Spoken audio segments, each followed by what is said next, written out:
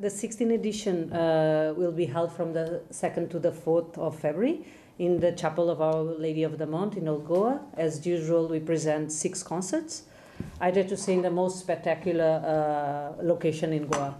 The courtyard of the chapel, where, as you know, we can have the most idyllic sunset, and inside that beautiful chapel where normally we present sacred Western music performances.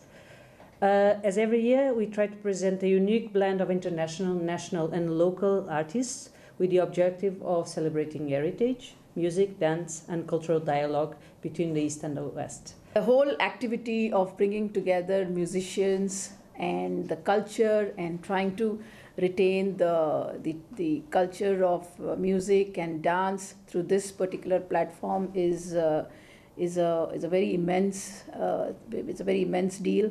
And we pledge to basically keep on supporting Fundasam Orient in this endeavor.